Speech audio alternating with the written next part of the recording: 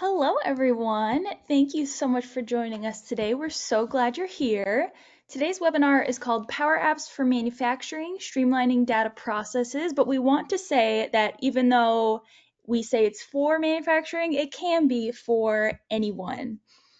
We are Spindustry. We've been in the business for 27 plus years, and along with our SharePoint work, our team provides several other services. After today's webinar, you'll receive a link to the recording and the slides as well. If you have any questions during today's amazing webinar, you can use the questions feature and we'll get to those at the end as long as we have time. My contact information will be on the last slide of this slide deck, so if you have any questions, please don't hesitate to reach out. Besides today's amazing webinar, we do have others that are free and easy to access. You can find those on spindustry.com/webinars. My name is Kelsey Culbertson, and I'll be your host for today. And along with me, I've got Tavon Graham, our Senior SharePoint Developer, and Jared Edge, our Director of SharePoint Services. I'm going to turn it over to them to tell us what we'll be talking about today. Thanks, Kelsey. All right, so you guys know that each time we put a webinar together, we sit down and try to figure out, what's pertinent, what is good information for all of you, and how can we share something that you'll be able to take back with you. And most of all, you know that what we were really trying to do is stretch your mind on all these tools that you currently have in your Office 365 environment and how to better utilize them and grow. And so in this webinar, we're kind of continuing a series. I'll talk about that in just a second. But in this webinar, we're going to take a look at the Microsoft's Power Platform. And we have just tons of information inside of here. And if this is your first time visiting us, if you ask anyone else, we kind of try to jam pack these things. We will do questions at the end, but it's likely that we'll run through the entire hour just giving you information. So stay if you want to stay after that for questions. We're happy to do it. Also, if we run out of time and we just kind of are a little bit further over, we will always make sure that we do a follow-up video and put that out with questions and answers as well. We want to make sure we answer all your questions. So we're going to talk about Microsoft's Power Platform. Then we're going to talk about data process and data governance. And I'm not saying data processing, I mean the processes that you have that surround data. And then how do we govern some of that as well? That's very important to understand. And then how that plays back into the Power Platform. And then we're going to talk about what is Microsoft Power Apps. So today's focus is going to be Power Apps, and I'll talk more about what next time's focus is going to be as well. And then we're going to look at benefits of using Power Apps and at a manufacturing company. And so you'll find that we're going to give a lot of scenarios that are around that. But manufacturing companies also have back office or front office departments as well, like human resources. So I know we have a lot of people here that are human resource related. We have some that are finance related as well. We have some that are frontline workers. We're going to cover all of that. So just stay with us. We're in it for all of you. And then we're going to look at some scenarios, again, trying to broaden out your mind for all the things that Power Apps could do for you. And this is truly part of a series that we've been working on. And so Kelsey gave us the URL there. It's right there on the screen. You guys will get this slide deck, so you'll have all the URLs and all the notes and all that stuff inside of it. We started out several months ago, and we talked about SharePoint, the next steps. Which we really kind of talked about what happens after my SharePoint is ready to go. I've got it all stood up. I'm using it. Now what? And part of that now what was engaging in the Power Platform and using it for everything that it does. Now we're expanding on that to talk about it.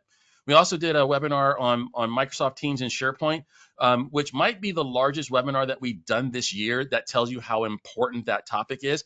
But we're also expanding on that a little bit as well as we go through and seeing how the Power Platform now ties into those two things as well. And so this is the next step in that series of next steps.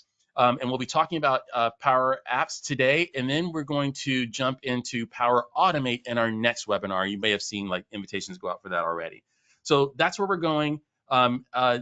It's safe to say that there's an app for that out there, and we hope to by the end of this webinar convince you that Power Apps and the Power Platform is a direction for your organization to go in as well. Perfect. Okay, so before we jump specifically into Power Apps, I was wondering if you guys could kind of talk to us about what's included in Microsoft's Power Platform and kind of what that is. Yeah, absolutely. So, just to kind of, give the highest level background here, what is the Power Platform? It's kind of a umbrella term for all of these different power related tools that Microsoft has put out there for us. They're all really focused on being user friendly, and if it's something about development, low code or no code. So, the first thing to know about the Power Platform is Power BI. So some of you might be sitting out there thinking, wait, Tavon, I thought Power BI was part of Fabric. It is, but it's also kind of under this Power Platform umbrella, and it interacts really well with all the other the pieces of that Power Platform. So Power BI would be considered that kind of first major player in what the Power Platform is. And for anyone who doesn't know, Power BI is all about reporting, getting insights into your data, asking intelligent questions about it. After Power BI, we have Power Apps, the subject we're going to spend a lot of our time on here today. So, Power Apps is again, it's meant to be this low code or no code solution to actually building applications and custom interfaces and just new ways for people to interact with your data and with your processes. So, lots of exciting stuff there. And then for anyone who knows me, you might know that Power Automate is my favorite piece of the Power Platform. Power Automate is the kind of workflow and automation engine that's behind all of the Microsoft apps, but it can also touch so many other systems and data from so many other places. And we'll tell you a little bit more about that in a little bit here. But for anyone who wants the keyword there, it's connectors. Then we get into Copilot Studio. So if you have spent some time in the Power Platform before, you might have heard the term Power Virtual Agents. Copilot Studio takes that and kind of evolves, right? It's the next step over what Power Virtual Agents used to be. And it's really heavily focused on not just creating new chatbots, but also enhancing Microsoft Copilot and creating your own Copilot agents to actually go out and do things for you. So, fantastic tool, definitely worth exploring as well. And I honestly think that's cool enough for us to do a webinar on, don't you think? I would totally agree. All right, I think that's coming up, so we'll put that in the schedule somehow. Perfect. And then last but not least, or maybe least, depending on who you're asking, is Power Pages. So Power Pages is just a website building solution that uses the same kind of philosophy of easy to build as the rest of the Power Platform. Awesome. And so I know that we have some developers in the audience as well. Some of you contacted me ahead of time to see what we're going to talk about. But so for the developers, I want you to think of the Power Platform as a way to remove some of that stuff from your backlogs that you have. So, developers within an organization often end up with a whole bunch of requests that they can't get to. And as they prioritize all that, the major apps get done, and then sometimes the minor apps get done. Imagine a place where you could actually fulfill all the minor apps using point and click, drag and drop, instead of having to write some complex set of code to be able to do it. Think of the Power Platform as that for you. So you'll see here, for a developer, there are many, many, many, many, many, many, many, many tools that they could engage with, including their power tools like Visual Studio Code, the repositories, Azure DevOps and GitHub, those types of things, but all the pieces in between as well. And you'll see that those low code options are sitting at the top with Power Apps, Power Automate, Power BI, and Power Pages. And so at the bottom of that stack, you also see things like Dataverse, which is also considered part of the Power Platform, right? It's the database that Microsoft would kind of prefers to go to sometimes. And I'm sure some people are going to have questions about that at some point in time throughout this webinar. So we'll address it if someone asks the questions. But if you look at this, it's saying all this could work together, right? And we're trying to broaden your mind. And so we're going to talk that same thing as we go through. I'm going to show you another diagram, and we're going to talk about how things tie together. But for my developers that are here, I wanted you to be able to get started inside the environment. And so I put two links here at the bottom. One is just as a developer working with the Power Platform, getting started. And the other one's just kind of more of an overview of it. So use those to kind of get a heads up on it. Feel free to ask questions if you want to, or send us questions as well. So you're going to see this slide over and over and over because we're trying to broaden out your mind on what could be done here. And we know that some of you don't know how all of this fits together. So let's try to explain a little bit of that, right? So we have these business systems in my diagram here, business systems at the top. So some of you are familiar with what ERP is, and you may have an ERP system. Some of you may have a CRM system, and you may know what that is and know how to interact with that. Others, you have, say, let's just say an inventory application that you work with, and the data for that is stored maybe in the back end in a SQL Server database or an Oracle database or some other type of database sitting there.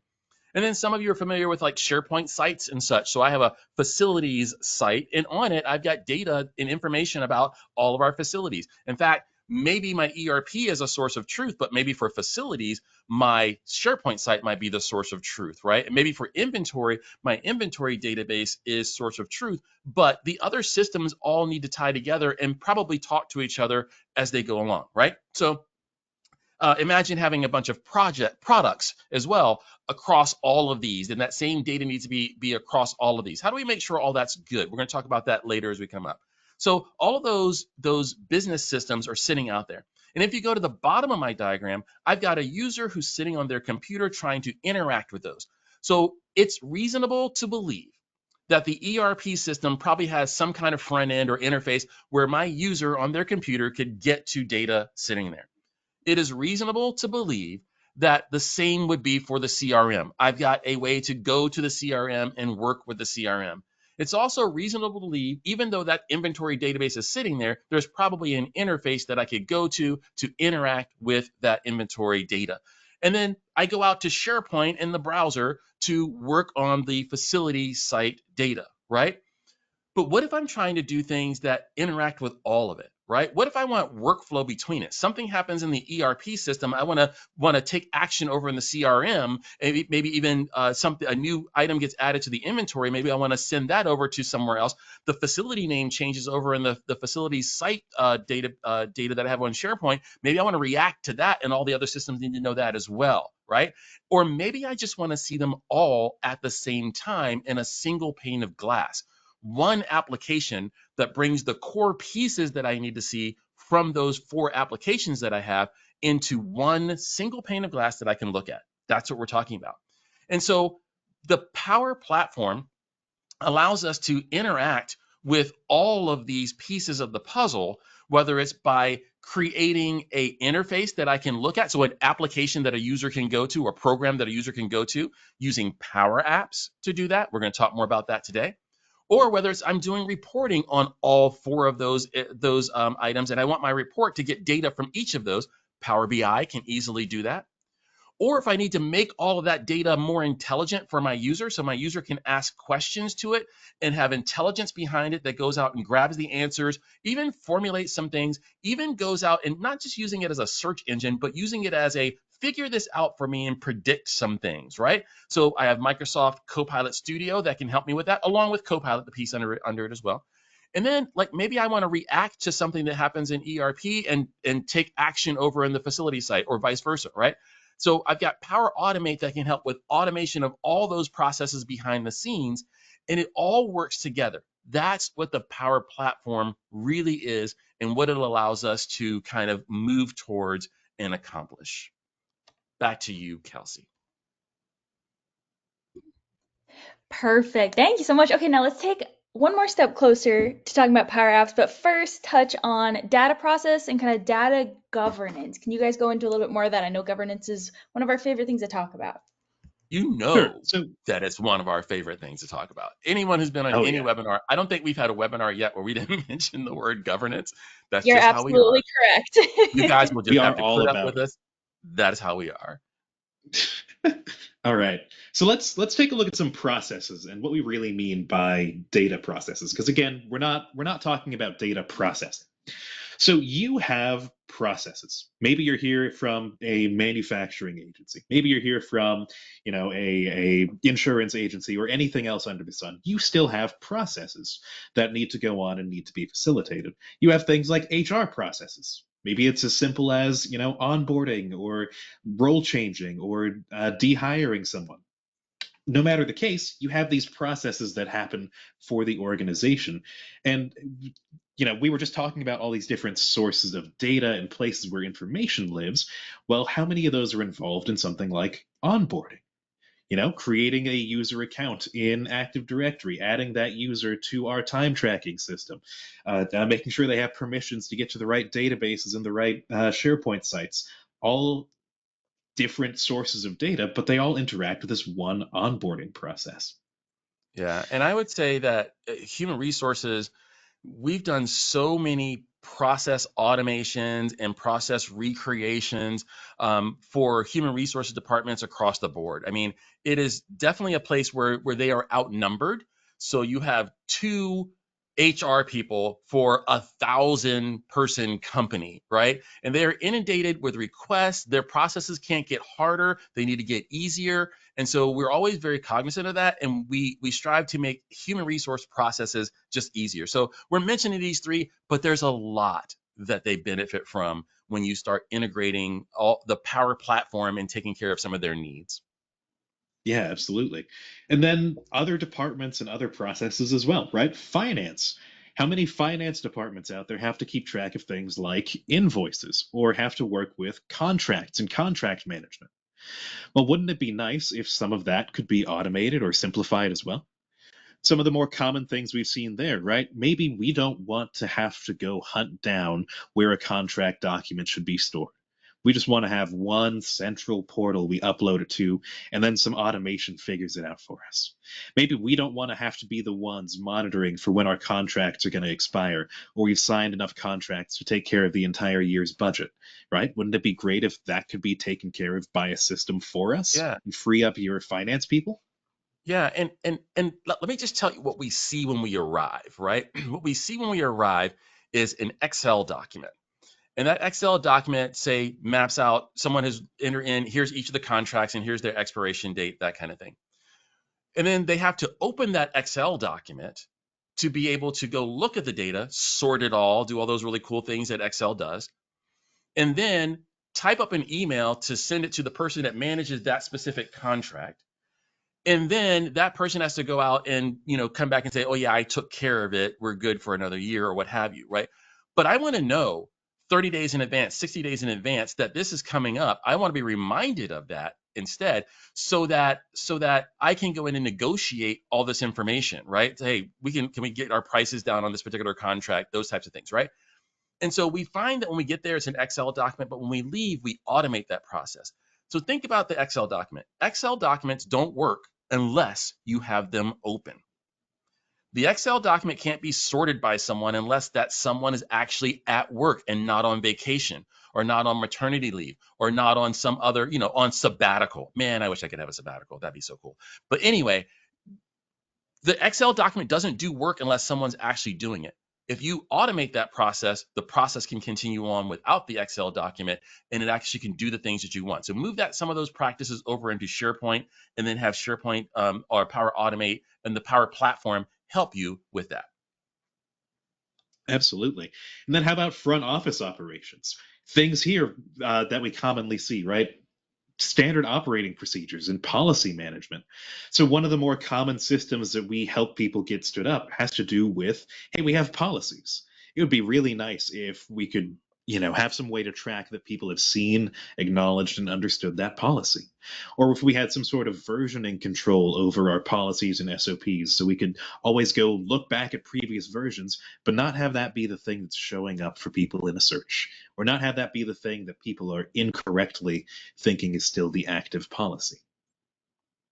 Yeah, I think that's important. And I think that, when you're thinking about it in your work environment, what if a policy changes? How do I make sure that the people who need to know that about that policy actually get notified about that? Or more importantly, a standard operating procedure, the way we do something. How do I make sure that they are notified when it pertains to their job? Hey, these 3 procedures changed and you're showing up at work the next day. Well, you didn't go out and just check that out, but now you were notified about it. So at least you know it, and it's going to draw your attention over to there. They're very simple things, very simple processes that can be added in, but they are business changing type of things as well. So just keep those in mind. We're trying to connect you to the things we're going to talk about. So keep going, Tavon. All right. And then facility and plant operations. So for any of us who have, physical facilities or other physical resources, maybe it's vehicles, maybe it's, just we rent out laptops to our employees, whatever it might be. Well, at some point you have to keep track of all that information. At some point you might have to inspect the vehicles that we have or inspect the facilities and make sure nothing's broken, everything's up to code. So I'm going to be honest. I don't want to work for a company that's renting me a laptop. All right, rent might not have been the right word there. So yeah, you are 100% correct, Tavon. There are a lot of processes within there. Even interacting with frontline users, right, frontline workers as well. That's a huge process as well because sometimes they don't have an actual computer, but we still need to be able to communicate with them. Maybe we have to figure out strategies around that. The Power Platform can help with a lot of those things. And before I move off of this, let's talk about sales as well. Yeah. So sales, right? We're all in business. We're all trying to sell something or broker deals in some capacity. And there's a lot of work that goes into those sales processes. We have, pardon me, we have to follow up on sales. We have to have sales meetings. We have to communicate with dealers and make sure that we are engaging with all of our different audiences that we're actually trying to get products to. So can I talk I'm about the not, dealers for a second? yeah, go for it. So I know that there are several people on this call that create products, right? And sometimes you are the creator of those products. You are not the seller of those products. So you create the products and you employ several different people or dealers to be able to sell that information. And as we interact with dealers, we see that sometimes a dealer maybe specifically only sells your product, but sometimes dealers sell lots of different stuff.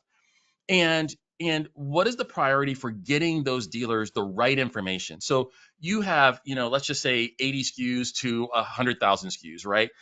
And for all your products that you have, and it's all the parts that are in there and all that kind of stuff. And the dealer doesn't know how to get that information about all of the different things that you have or the correct information. What happens when we change one of our parts, or we deprecate one of our parts, or we make some fundamental change about the description of it? How do they get that new information, down so they can put it into their website and so forth, right? What is the process that is there? And we find that as we work with manufacturers and then also work with dealers, we find that there's this gap in there for some reason that really could be fulfilled, right? And so Power Automate, if you are struggling with that, if your organization is struggling with one of those scenarios, Power Platform is really probably an answer for that, to be able to holistically see everything, but also communicate the information you need to communicate with your dealers, and even the dealers be able to reach out and grab information from you as well, so they can keep their own information up to date. That's a big deal, right? And so we hope that we're stretching your minds out just a little bit about some of these processes, just to kind of connect you into what we want to talk about today, right? And before I move off this slide, I'm just going to say that image, if you are intrigued by that image, because I know you are, you probably looked at it and went, wow, that's a really good image. That was generated by an AI. And I just asked it to create a image that had to do with processes, but also was very minimalistic, but also engaging. And that's what it produced for me. And I was really happy with that. So kudos, Copilot. All right, let's talk about the next portion of this, Tavon. Go. All right. So on top of just having all of those processes, right, we need to actually interact with and engage with workers, usually as part of those different processes. So that can be as simple as, hey, again, that contract example, I need to notify somebody that they need to work on renewing a contract. It could be as simple as notifying somebody, hey, an onboard happened. There's a new member of your department coming. Go ahead and get their onboarding packet ready, right? That's all just kind of alert notifications, but we also have to interact with people to get information in.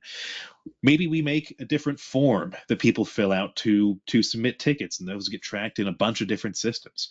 Maybe we're just gathering images or knowledge bases from our employees as they go about their day, right? One of the coolest things that I personally have seen on a intranet that we helped someone with was a knowledge base where people could just come, drop off great information about, hey, here's why this project went well, and make sure those lessons learned were available for people as a sort of wiki site. That worked out really well for them.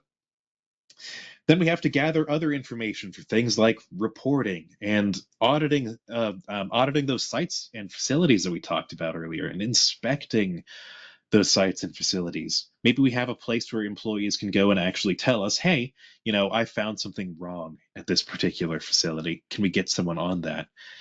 And again, we don't want that to be a very manual process for them, right? We want to think about how we can make this a better experience for that employee and for that end user. And I think the Power Platform has a lot of great solutions to both notifications, getting information into people's hands, and then gathering information as well. We'll take a look at some of that as we go. Awesome. So we're still expanding your mind. And so the last piece of this puzzle is you have data, and you've got data in lots of places, right? It's just all over the place. So you've got that financial app that's tracking invoicing and or accounts payable or whatever those things that finance people do. And you've got those employee information systems like your HRIS system, maybe an employee benefits system that's separate from your HRIS system. It could be possible, right? And then you have your intranet and your communications out to the employees, or maybe that could be either HR or the communications department, depending on the size of your organization, right? You also have operational systems out there like IT ticketing. Although, so maybe you're using ServiceNow or some of the other tools that are out there, or maybe you just built yours in SharePoint, right? And then you've got like facilities maintenance apps. So we find that this is one that's like lacking in the industry as well.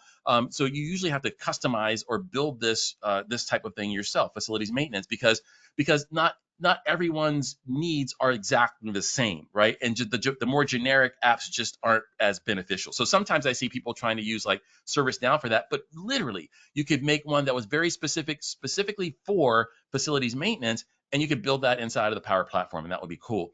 But then also PIMS systems out there, right? And so for product information management, bringing data together so you can manage all your product information in one place. And then just several other things as well, ERPs, public websites, right? Your public website, how much data gets put onto your public website? Even if you have no place where people can enter information, you are gathering a ton of information on your public website because you've got Google Analytics. And what it's doing is saying, here's what they came for, here's what they clicked on. All that information is important, right? So if you have product-based items, so which products are they actually clicking on the most? All that information, that's important to you, right? What are they struggling to find? What are they searching for, but they can't find it? All that is information readily available for you. How do I get that back to my single pane of glass so someone can actually start monitoring that, looking at it? How do I get the AI to go in and start interpreting, hey, it looks like people are doing this most often. Maybe we should move that on the website. Or, hey, it looks like people are searching for this but not actually finding this information the most. Hey, maybe we move that up into the menu. There's lots to be done here with all that data you have. But the problem is that data is in all types of places. It's all over the place. How do we connect this all together? How do we bring it all together, Tavon? And that's where I think the Power Platform can really come in for you, right? You mentioned that idea of a single pane of glass, just going to one place instead of saying, wow, we have 100 different apps out here that I have to go to every day. And that's one of the most common things that we see people want out of something like the Power Platform. So you have data in all of these different databases being stored in all these different tools, all these different systems. Well, if we want to generate some reports, wouldn't it be nice if something like Power BI could go talk to that data no matter where it is? It could pull all that data together for us into one centralized report, transform that data, and then let us do some cool things on top of it, like asking the built-in AI questions about our data, discovering some trends.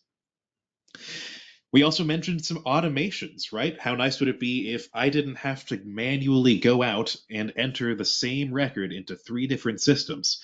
If I could just go to one place, make that record, make that change to our one real source of truth, and have something like Power Automate go ahead and connect all that data, push it out to all of our systems, monitor those different systems to actually act on our behalf. Again, sending those notifications, prompting people, getting approval, actually transforming and modifying your data as well.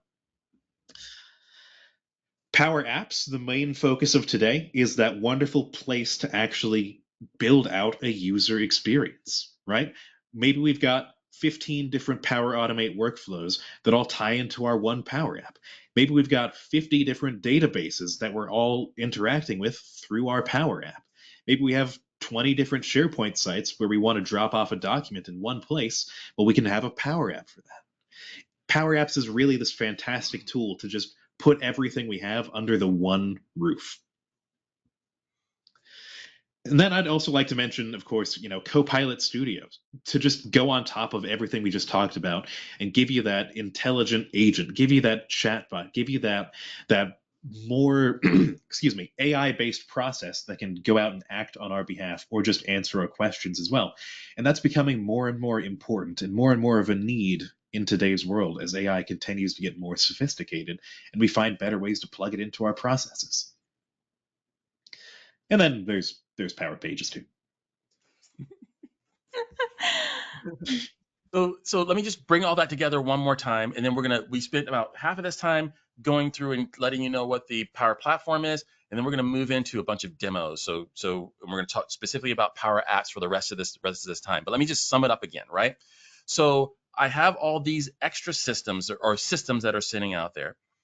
I have users that need to interact with those systems, and sometimes I want to be able to interact in one place and have it work with all those systems, right? And so the Power Platform allows me to do that. But that's a really, really complicated example. So I'm going to give you a super simple one as well, right? So let's go back to the point where my human resources department really just wants to onboard people, right? That's all they have a process for onboarding. And the HRIS system they have doesn't completely do all the onboarding because it doesn't know all the rest of the things and systems that we interact with or so forth. But it's a very simple process. People come on board, they have to go through all these tasks have to be taken care of for that specific person that's coming on board. And we need to know that all those things were actually completed, right? And so that could be a very simple Power App. It doesn't have to connect to 80 other systems, right? It could just be connecting to, say, SharePoint and maybe your HRIS system, right? So when you add someone new to the HRIS system, it adds them to the onboarding app, and then the notifications happen from there. So it can be very simple and doesn't have to be necessarily the most complex thing in the world as well. But whether it's simple or whether it's super hard, right? The Power Platform can handle it. That's what we're trying to get across to you. And in most cases, in a lot of cases, it can be just point and click and very simple.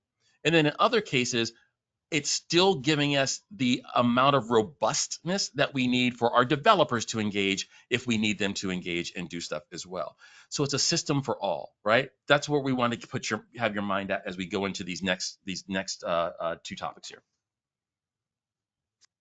Now, we've said the name a couple times, but I feel like we should really dive into it now. Microsoft Power Apps. Can you guys really jump in now and talk to us about Power Apps and maybe show us a couple examples?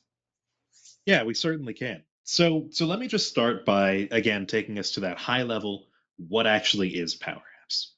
So I kind of mentioned earlier that it's a low code or no code suite of tools that we can use to build apps. But really, let's talk about the way that Microsoft intends for you to think about Power Apps for just a second. What Microsoft wants you to think about Power Apps is, hey, this is a tool that empowers citizen developers. This is a tool that allows people to just go out and build their own experience or go out and create their own interface to talk to their different systems, to handle their processes, and to interact with their data. Is that the way that you want it to work for your organization? That'll depend on your governance. But the goal behind Power Apps is that it should be user-friendly enough that I could take Kelsey, who doesn't build apps, sit her down for a couple of hours and have her walk away with an app that actually accomplishes a need for her.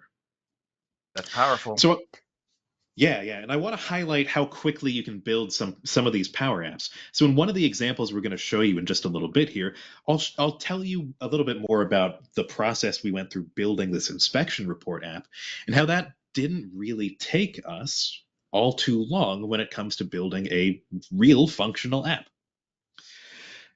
So also note that Power Apps lets us build, again, using a very visual drag and drop kind of interface.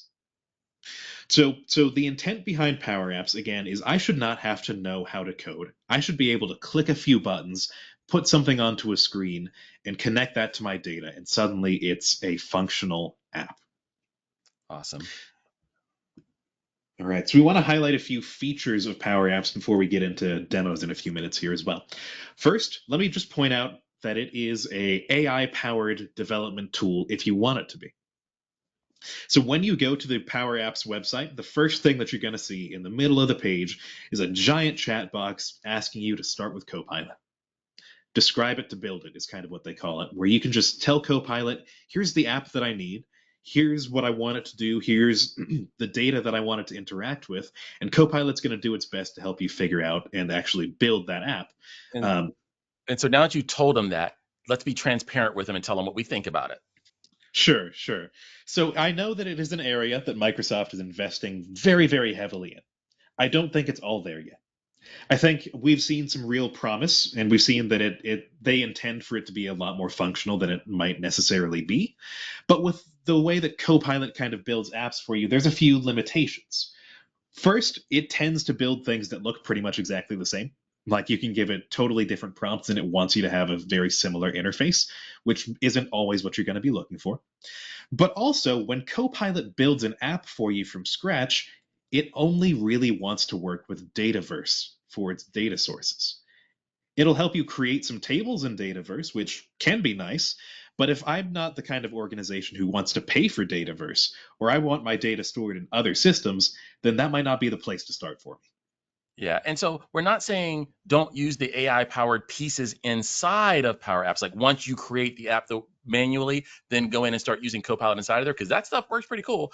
But we're saying the start with Copilot piece, we just don't have the full buy-in to yet. When later, like a year from now, when we do get the full buy-in on it from us, we'll tell you guys about it. Okay.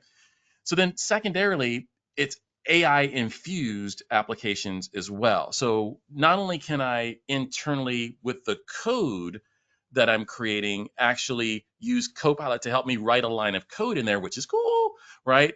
But I could actually, as part of my app, have a Copilot agent inside of there do some of the work on the behalf of my user. So Tavon, give me a little bit more about that.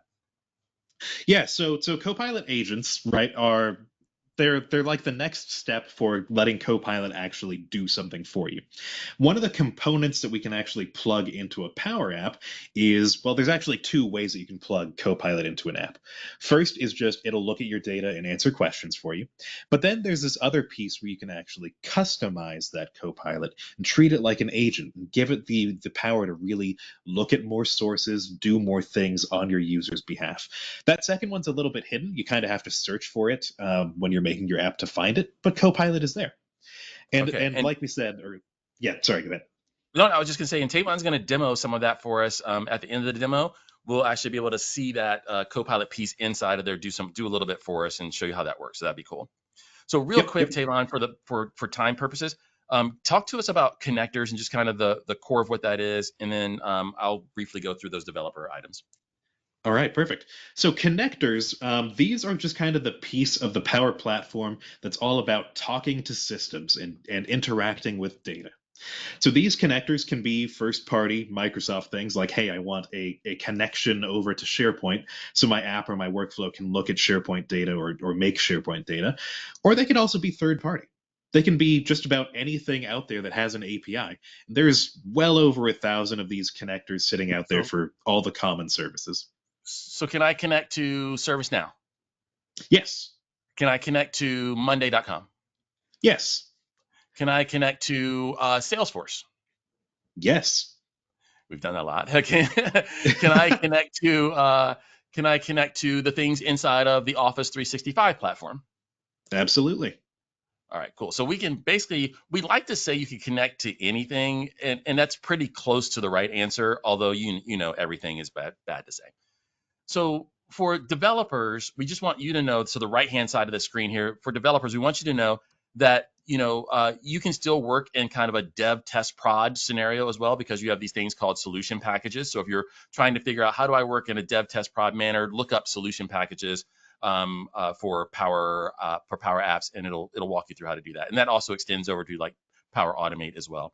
Um, and then admins, if you're going to use citizen developers. So if you guys are unleashing Power Automate for people within your organization, you kind of need to have governance around that, and you need to be able to track when these are being created, because you probably have to go in and change some permissioning and make sure that they have service accounts on stuff, and just a lot of stuff there. But you can manage all that from the admin center. So just know that that's possible to do. And then if developers are interested in doing custom code inside of there, you can actually use Visual Studio and things like that to enhance what you're doing over in the Power Apps environment. So we haven't tried that. No one's ever asked us to do that yet, but we know that it is possible. And then the cool thing is you can create mobile apps, of course, right, with Power Apps, and you're going to see Tavon give a demo of how his app's going to look in a mobile device. But you can also create offline mobile apps as well, and that I think is also significant, right? So I send somebody out on to a place that's not going to have any internet out there.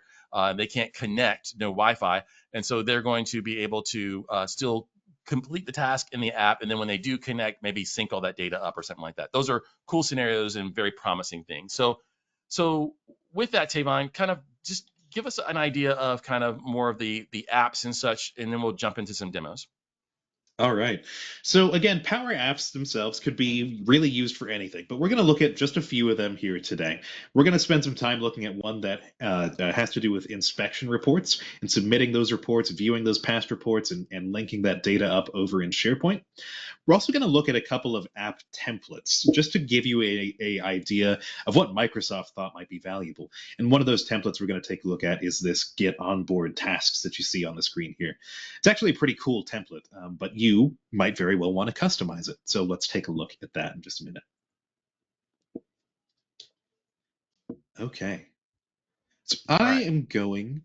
So we're going to look at we're going to look at the benefits of using Power Apps. And whether you're at a manufacturer but it doesn't really matter, because look at our demos. Here are the demos we're going to go through. Tavon's going to look at an HR onboarding app. Then we're going to do three things. So here's where we're going to stretch your mind. We're going to take you to our SharePoint site so you can see what would I be doing if I just use SharePoint to do this. So most of you are familiar with SharePoint. We're going to give you an example of what would I be doing if I just use SharePoint for this, right? Then we're going to take you to the app and show you how the app simplifies the process for you. So you can actually get that idea of, oh, I see what actually is happening there. And then for the developers, we're going to show you some of the code behind the scenes. All right, Tavon, I'll let you go ahead and share and take it on there. All right, perfect. So I am taking that screen share now. Okay, so what we're looking at here is Power Apps. But before I dive into this any further, let me show you how we actually get to Power Apps, because you might not have gone there yet. So once you're signed into your Microsoft environment, on any given page, you'll have the little waffle icon up here in the top left. If we just go ahead and click on that, what you'll find is there's an icon here for Power Apps. Now, I have been in some environments where it's not listed here. If you don't see it, just go ahead and click here to search for Power Apps. You'll find Power Apps, Power Automate, Power BI, so on and so forth, sitting there ready for you to work with. All right. So again, this is the page that we land on when we first go to Power Apps. And like I was telling you earlier, there's a giant thing in the middle of the screen that says, hey, let's get started with Copilot. Use everyday words to build your app. I'm not going to show that to you today, but that is worth investigating if you want your data in Dataverse and you're okay with the way that those apps look.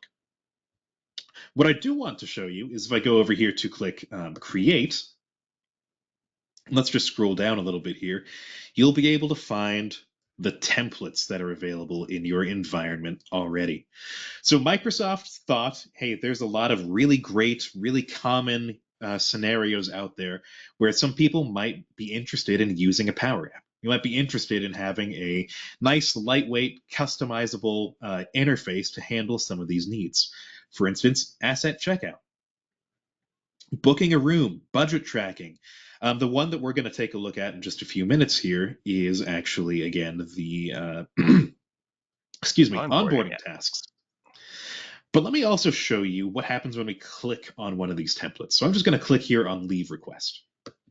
Leave requests are a common thing that people need, right? So it might be a good idea to have a Power App for that. The first thing that I really like about using these templates in Power Apps is, I know it might be hard to see, but there's this preview button right here. If we go ahead and click on that, what this is going to do for me is it's going to actually open up an instance of this app template pre-populated with a bunch of demo data. So here it might ask us for permissions. I'll just say allow so it can sign in and talk to those two pieces of the suite. But if I go ahead and log in as an employee here, note that it has a demo vacation request. It's got some leave balance that it's tracking for me on these different screens of this app. Right? I didn't put any of this here. I didn't tell it how many vacation days I have or put in that request. So this is a really nice feature to actually let you try one of these before you even create it in your environment. And then All in right. most cases, while you're switching back to the other app there, in most cases, you're not going to want to use the data source that they have attached to it or anything like that. So you would be going in and modifying, but at least you can take a look at it first and see, is it close to what I'm looking for? And can I start for this? And then also for some of the developers, just to tie this in, you may also go to some of these examples and look at some of the code they wrote to see how they did something. So that's also useful for you. Yeah, absolutely. I think the way they want you to think of those templates is it's really a nice starting point, right? It's not something that they necessarily want you to say, this is exactly what we're using. And you can actually see that with this app we're about to look at here. Okay, so what we're looking at now is that get on board tasks, or that onboarding app template. We just went ahead and had it build this out for us so we could see what this would actually come together to look like. And this, I think this does a really good job of presenting some common onboarding tasks to the user. But just so you're aware, everything you see here is customizable, right? Whoever's building this app or maintains the data source behind it can change the to-do list, can change where these links go. You want to change the color of this progress bar? Great, go for it. You want to change get on board tasks to be something that's a little more in line with your own brand? Awesome. The entire thing is customizable. But again, I think this is actually a really good template to take a look at if you need any help with something like onboarding. So what I can do here is I can click on one of these tasks like get key card. I can go ahead and say, yep, that's complete. And what you'll find that does for me in just a second is it updated my progress bar here. So we can actually see now I'm 43% of the way through being onboarded. If I wanted to interact with some of these other things, like write my about me email, I can go ahead and actually do that here, attach a photo of myself, all those cute things that you might want to do with onboarding to make sure you feel at home in the company. They also do a pretty good job of presenting some other information to you. Like here, we can see who you work with, who is your team. Now, it has an error message here because my demo account doesn't have a manager, but maybe that's one of those places you get a developer involved to help you And with I, some error handling. And I think that's just important to understand as well. Even though they're presenting some of these applications, they're not necessarily completely 100% built out. But Mhm. let's think about the stretch your mind point of view of this and take a look at what this screen does, right? So this screen on the right hand side lists information like my mobile phone number, my office phone, those types of things, which I don't have filled in. So what if that information is not just, so some of you will understand what I'm getting ready to say, but what if it is not, it doesn't just need to go back to the HRIS system to update my phone, but it also needs to update like Active Directory as well. So that's two places I would have to go to on behalf of this user to fill out that information. But if I create this app for them, I allow them to edit their stuff. I allow them to enter in certain fields. Like, for example, maybe I don't let them change department, but I do let them update their mobile phone, right?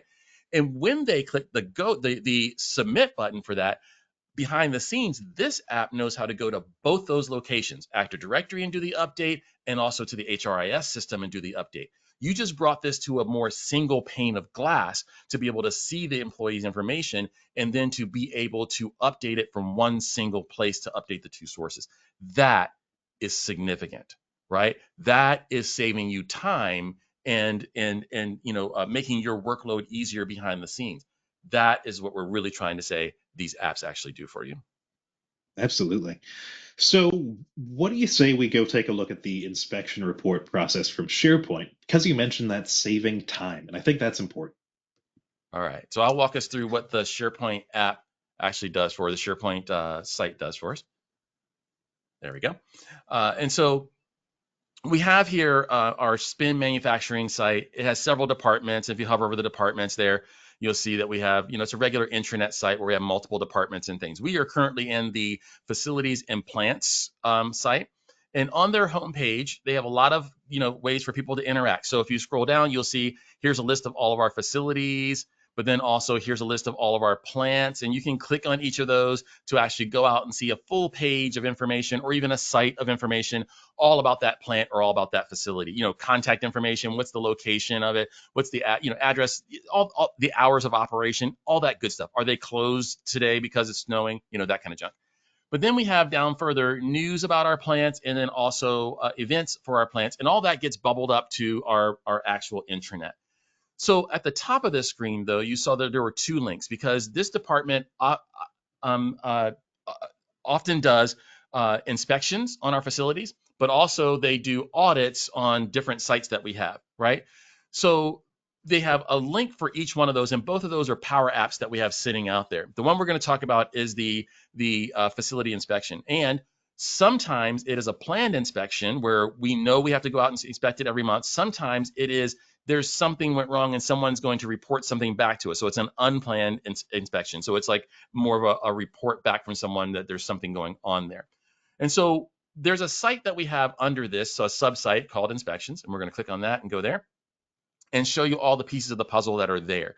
So some of you know SharePoint, you work with it. You've worked with SharePoint List and you've worked with SharePoint Libraries. If you haven't worked with SharePoint List, go back and watch some of our previous webinars so you can understand that and really start using the full power of SharePoint, right? But here we're going to go to contacts first. So in SharePoint, in this site, I have a list of the contacts. Why do I need that? Because when a particular case comes in or we're notified that something's going on, if it's in a certain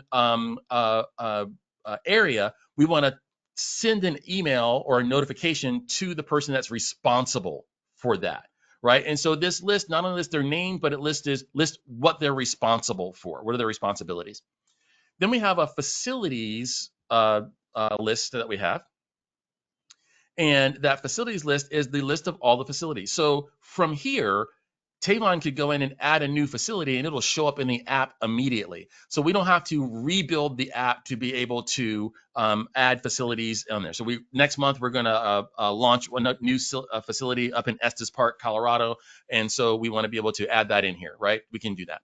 And then the next list, so we have one for photos and then one for the reports itself. So the photos is just going to hold images that get reported back. So for example, if someone takes a picture of there's something on the stairway that's not right, the railing is broken or something like that, then they'll be able to send that over. But it also connects back to the actual report, and you'll see that in that column that Tavon has there. So then we have the actual reports themselves, and then let me talk this through real quick. So if you're looking at the actual reports itself, yes, I could come here to SharePoint. I could click the new button. I could fill in all the information about the report. You guys know that we can do that in SharePoint. So, but do I want to send my user here to fill out all this? Because they don't know any of the rules around it. They don't know what the title should be listed as. They don't know all these other things. They don't even know where the library is, or they may be confused about where they put their images. So they'd have to fill this out, save it. Then they'd have to jump over to the photos library that we have and then upload their photos in there and then associate those with the actual inspection. And nobody wants all that to happen, right? They'd have to make sure it's pointing to the right facility. They'd have to make sure that then the contact was actually in, or they go see who the contacts were and notify them. So we don't want all that to be a manual process. So we're going to use a Power App to bring all that together into an application that understands all the rules for everything and how to make it easier for the user. Go, Tavon. All right, perfect. So let's jump straight into this inspection report Power App that we have sitting over here. So this is that simple app that I was talking about where it didn't really take us altogether too long to build the app, but it's solving that very meaningful use case that we just talked about, right? We can see over here that it lists out my facilities. If I click on one of these, what it'll actually do for me is it'll tell me the street address for that facility, who the contacts were for that facility, and I can see any of those past inspection reports for this facility as well. But I can very, very easily and very simply actually submit a new inspection report to any of these facilities while we're here in the app. So I can say, we have a inspection for the Clinton plant. Let me go ahead and click this Submit New Inspection Report. All right, and that's going to pull us over to this other screen where we can actually fill in the information that was on that SharePoint list about our inspection. One thing I want to point out right away, though, is look at title. I cannot change this title. Tavon, why don't you want to be able to change that title? Well, we mentioned the idea of rules and ways that we have to have some of this information presented. Well, what Spin Manufacturing ended up doing was they wanted to run some reports based off of these site inspections. And one of their reports needs the title to look a certain way every single time. It needs to list the name of the plant, then say inspection report, then the date of the inspection. That's just the calculation that they have in their report. It requires it. So I don't want my user to have to know that. I don't want Kelsey to have to come into this app and figure out that she's supposed to title this a certain way. If I can just calculate that for her and enforce that for her, then that's a much better user experience. And what you'll find as well is if I change our inspection date here and I say, oh, I actually did this inspection yesterday, well, that right away updated my title. Now it's 12.9 instead of 12.10. So this interface does a couple of other pretty cool things for them as well, right? They can leave comments. They can say, I found broken glass, for example. They can tell us if it was a planned inspection. This one wasn't, and it had to do with the windows. And I would say, yes, this was an emergency. It looked like someone had thrown a brick through this window at the facility, so we need to get someone on that right away. The other thing they have down here is the ability to actually attach photos to the report as well. So remember, no need for them to go out and find the right photos library and tie it back to the inspection report if they can just click attach file here and have that go ahead and pull up a place for them to upload files. So maybe they wanted to attach this broken window image and an image of this dog. So we just go ahead and click open there. It'll attach those for me. And it does this neat little thing down here where it actually lets me preview the images that I attached as well. That's awesome. So I could say, yeah, right. So I could say maybe we don't really need this dog image. It's a cute dog, but I'm sure the facilities team doesn't really need to see that right now. So we can remove this attachment. Didn't throw the brick. That's what we're trying to say. Pretty much, yeah. And we also know that you might not always want to see the attachment preview, right? Maybe you're on mobile. Maybe you're on a smaller device where this is just taking up too much space. Well, we can go ahead and click this little drop down here and it'll hide that preview for us and make this form a little bit bigger. So this, again, is a pretty functional form to actually go ahead and submit one of these reports. If I just go ahead and click submit, what you'll find that does is it thinks about it for a second, calls a workflow, and actually uploads that report over to SharePoint. And you can see that now we have this I found broken glass report right here. So the other neat thing about this app is that we can actually click on one of these past reports. So I'll just go with this one about the vehicle inspection. And you'll find that it lets me see all of that information that was provided for that one particular report, including the attached images. Now, we didn't need them to be able to actually change anything about this or write back to the SharePoint lists behind the scenes. This is really just display only, so we can see some of those report details. But again, a pretty nice piece of this app that we got built very, very quickly. Does that say weather? You know, it sure does. And there wasn't I don't remember weather you entering field, in the weather. No, neither do I. So that's one of those things where we're actually taking advantage of connectors, right? There's a service out there. There's many services, but the one we used was MSN Weather, where we could just say, hey, I want the weather for this particular city, this plant location on this day, and had it put that information in here for us. Because what we found is, hey, our facilities team would really like to know if the windows broke when it was snowing super heavily. Or they would really like to know if the window broke when it was actually sunny out or rainy, or a vehicle got stolen when it was, a really sunny day. So all that great information we calculate for them and just plug here into this form and into the SharePoint list behind the scenes. So this is pretty cool. You're telling me you built a custom application that allows someone to enter information in inspection. They don't have to know the rules for anything inside of here. They just need to go through and actually fill it out. And it was pretty self-explanatory as well. And they can upload images to it as well. And it also calls out to other systems to track the weather and put that back in the report for them as well. Again, a rule they didn't have to know about. So this is pretty cool. And how long did this take you to build?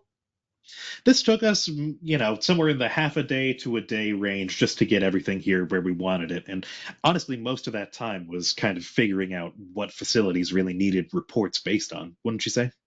Yes, I would. So So in the interest of time, let's go really quickly to the back end of this, just for those who want to see. And we want to respect everybody's time, so we know that some of you might have to leave at the hour, and that's fine.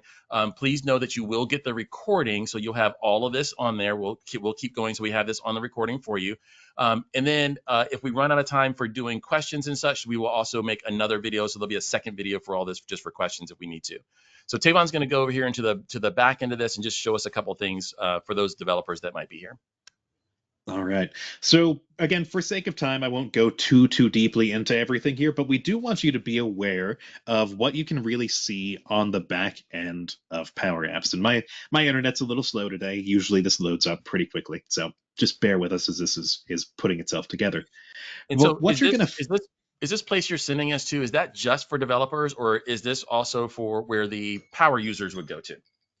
Great question. This is also a wonderful place for power users to go and actually interact with an app and change around pieces of that app behind the scenes. So no need to be a professional developer or trained in coding or any of that to work with this Power Apps menu. All right, so there's a few pieces here that I want to point out just so we're all aware of kind of what goes into making a Power App. So the first thing I'm going to point out is what Power Apps refers to as screens. So screens are just those different panes or those different windows that the app actually had. You saw this app has 3 of them. One where it displays the facilities and the past reports, one where we submit a new report, and one where we actually go ahead and look at past report details. So when you click on New Screen, Power Apps is actually pretty helpful about giving you some suggested layouts. If you wanted to start from totally blank and make it all yourself, great, there's a blank layout. If you wanted it to help you get things stood up so you have this kind of sidebar layout that we see on the screen I'm looking at right now, awesome, that's here. They've also been working on some more involved layout templates as well for things like a approval request and how they suggest you might format that, or a table and form on the same page. So these are pretty helpful. Within a screen on Power Apps, we can put what we refer to as components. If I just click Insert up here, you'll find the whole list of different components we might want to add to the app. This is a pretty extensive list, right? Even just under something like input, there's a whole variety of different input mechanisms we can work with to get information from our users into the app. But let me focus on this section here called layout for just a second. So layout, for those of you developers out there who want your apps to also be mobile friendly, who want your apps to also be responsive, layout is going to be your best friend, specifically the containers. So what containers really let you do when you're building a Power App is just build out different sections of the page in a way that it can reorganize and reorder and shrink things down for you without you having to do any complicated calculations about how many sections of or how wide a particular component should be. You can just say, hey, within this particular container, within this body container here, I want the height to be flexible, and I want this different this different component to fill this amount of space on the page, this many divided sections of it, so it can figure out the layout for you without you having to be too involved in responsiveness, figuring all that out on your own. That is a huge time save for anyone who's interested in mobile development or responsive development. All right, and I'll show you briefly here what this app actually does when we shrink it down to fit on a mobile device. Because again, I'm using those containers. So if I shrink this down to be maybe the size of an iPhone, what you'll find it did was it reorganized my page for me. It said, hey, maybe we'll just show you the main section about the facilities first. Then you could click on one of those and see the details about, oh, here's the address for this facility. Here are the past reports for this particular facility. So again, I didn't have to figure any of that out. It's just what Power Apps did because I knew which components to use. That's awesome. And I think one cool thing to be able to see would be the Copilot piece inside of here, how it's helping out. Yeah, all right. So let me pull up over on the main form submission screen. Let's maybe look at this title. So what we're doing here is we have a value is a field that this input has, so we could set the value of it without our users having to input anything. What we're doing is we have a little expression here that says concatenate, which just combines different text for us, the title of the facility, the words inspection report, and the selected date for that inspection date. So there's two really cool things that I want to show us about Copilot for building an app from this very menu. First, if you're the kind of person who works with things like Visual Studio and you really like code autocomplete, what I can do is I can just leave a comment here, combine facility title and inspection report, just as a brief example. And if I hit enter after that, it'll go ahead and think about the way that it wants to write an expression or write code for me to handle that need. It's not always going to be right, but it is a pretty great place to start, so you don't have to write all of this by hand. The other thing that I really like is if we click this Copilot icon, we can actually have it explain what's happening. We can have it explain a formula. We can have it explain just overall what's going on inside of our app. So I can say, explain this formula. It'll think about it. It tells me this expression concatenates the title, and it got that pretty accurate. And if anyone's sitting out there thinking, okay, that comment thing was nice, but that's not the interface I like to work with Copilot in, just be aware we also have this create a formula menu where it's a little bit more like your traditional Copilot prompt, but it also spits out an expression for you. Very, very cool. All right. Let's see. For sake of time, I think I'll throw it back over to you for our next slides, unless there's anything else you want to highlight here. No, I'm going to go ahead and pull back over here, and we're going to walk through kind of just a few closing statements, closing arguments. So back here where we left off, we just looked at the site inspections app where we had demos of those. I hope you guys liked that. We tried to figure out the best way to kind of give you all that information without overwhelming you with information as well. But let's end by having just a short discussion to kind of bring together a real use case for that would be beneficial for all organizations, right? And it's really talking about aggregating and helping with the aggregation of systems and such. So here's a use case, and I have this slide in here so you guys can actually see it. So data governance wise, right? Let's say you have product information across multiple applications. So you've got an ERP system that has some of your product data in it. You've got CRM system that uses your product data. You've got an inventory management system that uses your product data. And you've also got, say, other items inside your organization that use this product data. Well, data governance says that I would want to go through and take a look at that to make sure that the product name we're using in one database matches the product name that we're using in another database, or that the product ID or SKUs and such that we're using match in different systems, or that the prices that we have listed match in the different systems. Whatever it is that you're trying to make sure does not have discrepancies, you need to be able to compare all of that together.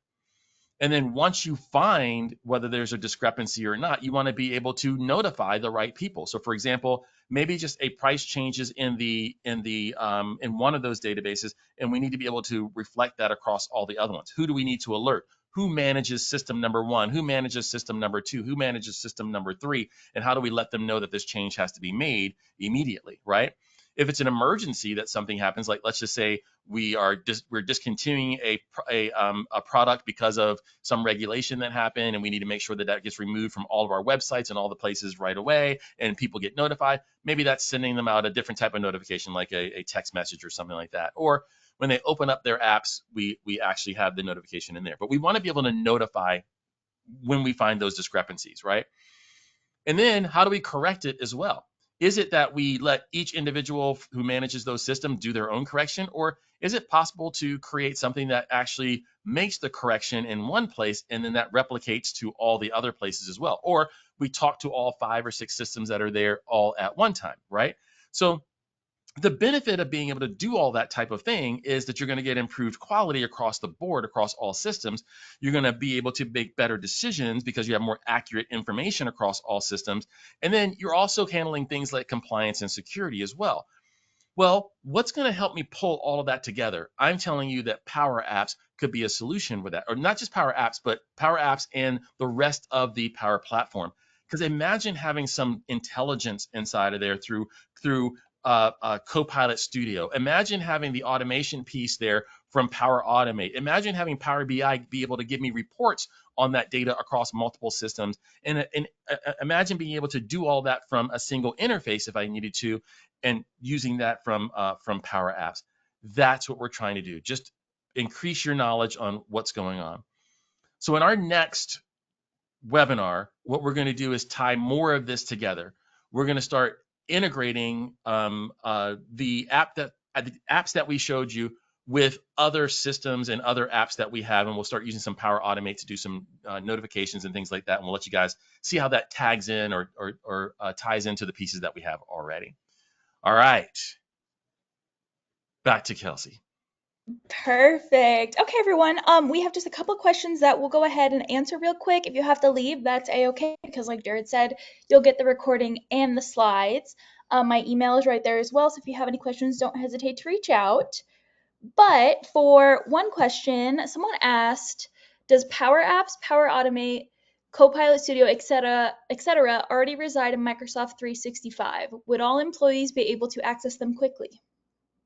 So yes, but let me speak to that a little bit beyond just saying that yes, it's already part of the Microsoft suite. So could any of your users who you haven't turned it off for go out to make.powerautomate.com and actually build a Power Automate workflow, or make.powerapps.com and build a Power App? Yes. However, you also want to think about that from a governance perspective. Is that what we want? Do we want everyone in the organization being able to get to them quickly? Because some organizations would say, hey, we really think it should be controlled who can make workflows, or we really think the people who want to make workflows should have to be trained on it before they just have the ability to go automate processes. Yeah, and It's also worth. Oh, sorry. Go, Tavon. I was just going to say it's also worth thinking about the governance of connectors. Connectors, even if you do want all of your employees being able to get to the different tools, because maybe you don't want your employees saying, hey, I'm going to automatically make a Twitter post or something like that. Well, you can control what connectors they're actually allowed to work with as well. So that's good on that governance perspective. But for all the tools that Kelsey mentioned, I'm not sure Copilot Studio is available unless you have the Copilot license. That is true. Copilot Studio is either premium itself or for people with Copilot licenses.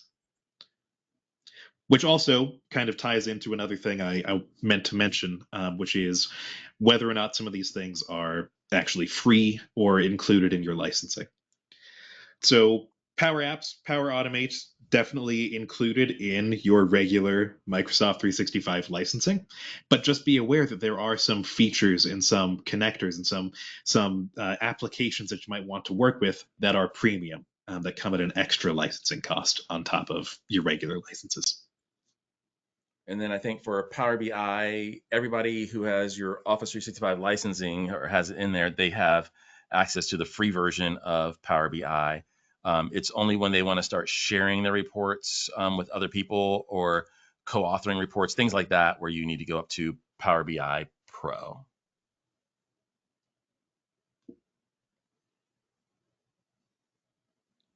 Kelsey? Apologies, I was muted. Thank you. Someone else had asked that we mentioned Dataverse, but in the example where you were storing data in SharePoint, wouldn't it be better to store it in Dataverse? Good question. So if you were to go straight to Microsoft and say, hey, I have data, where should it live? Would they tell you to use Dataverse or SharePoint for some of that? If it's going to be in a Power App, they would tell you use Dataverse. Technically speaking, the integration with Dataverse is the smoothest integration with data that Power Apps is going to have, right? Power Apps was essentially built on top of Dataverse. However, it's worth thinking about whether you want that data to be in Dataverse or whether people should be going to somewhere like SharePoint to see it on the back end. And it's worth thinking about, again, licensing, right? Because Dataverse and talking to Dataverse tends not to be free. Whereas SharePoint, you already have SharePoint space available. So if that's a concern for you, maybe SharePoint's a better place for some of that data to live. I'll just be transparent, and I will say that we found it more complicated to even work inside of Dataverse versus, say, working with the known elements that are out there. SharePoint has a known set of things that it does. It's been there forever. It's easier to work with. API calls, much easier to be able to work with, things like that. Dataverse is a learning curve for some. I'm not saying that you should try to use it or go investigate it. That's not what I'm saying. I'm just simply saying that we find that strategically getting a project done is we get it done a lot faster when we're building inside of list inside of SharePoint, list in libraries versus storing data into Dataverse. Perfect. Okay, I think that is all the time we have for questions. Thank you so much, everyone, for joining us. Like I said, my contact info is in here, so if you have any questions that we didn't get to or that you think of later, please don't hesitate to reach out. You'll also get the recording and the slides as well. So thank you so much. Awesome. Thanks, everyone. Thanks, Thanks everyone. all.